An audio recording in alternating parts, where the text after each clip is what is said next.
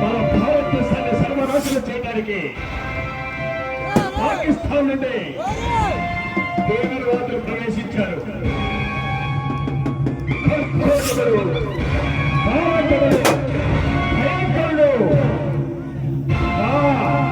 రంజిత్ ఈ ఆంధ్రప్రదేశ్ లో అడుగు పెట్టబోతున్నాడు. చూడండి ఏం జరగబోతుందో చూడండి.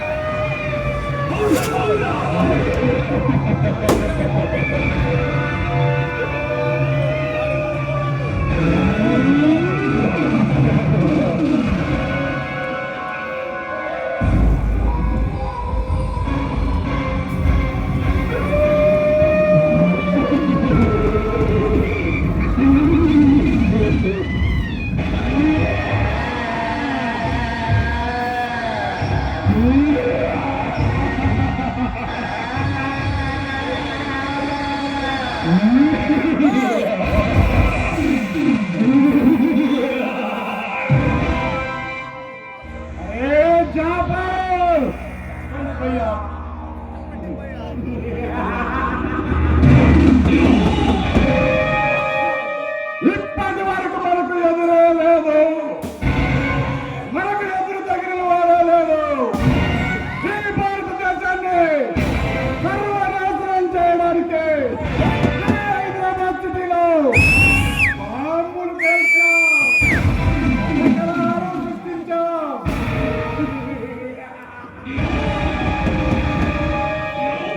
అయినా సరే ఈ ఇండియన్ గవర్నమెంట్ మనల్ని పట్టుకోలేకపోయింది. మనం పట్టుకోవడం కాదు కదా, కనీసం మన నీడను కూడా తాకలేకపోయిందిరా ఇండియన్.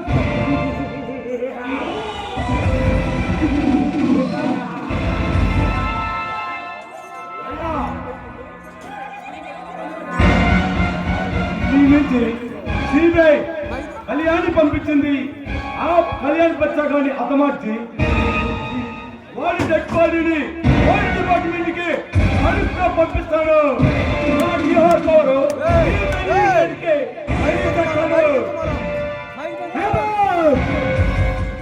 మనల్ని పట్టుకోవడానికి సిబిఐ పంపిందా?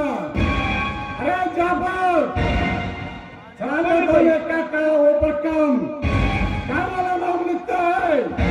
అంటే తినే గింజ మీద తినేవాడి పేరు రాసి ఉంటుంది.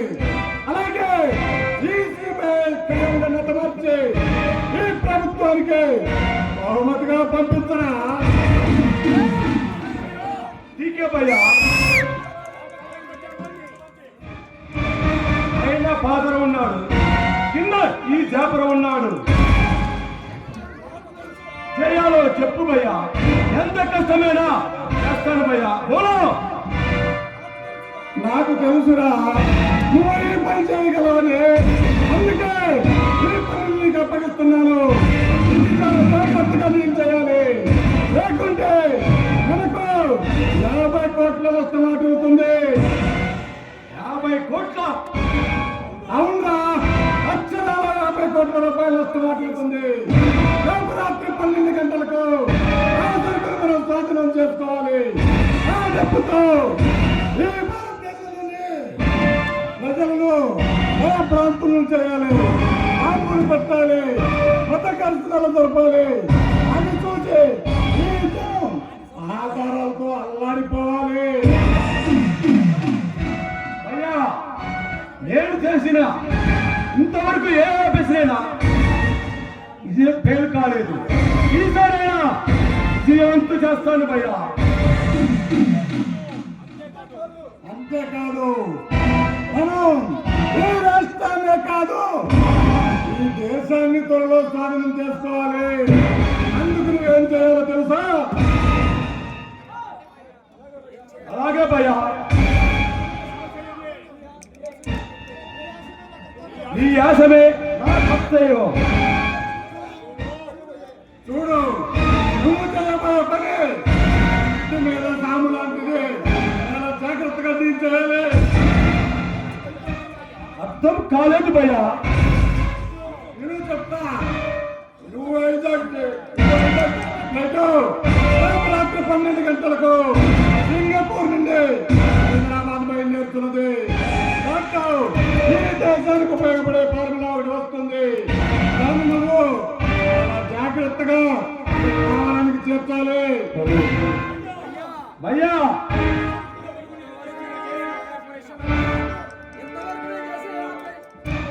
ఇంతవరకు చెక్ చేసిన ఏ ఆఫీసునైనా ఫెయిల్ కాలేదు. ఈసారైనా విజయవంతం చేస్తాను భయ్యా.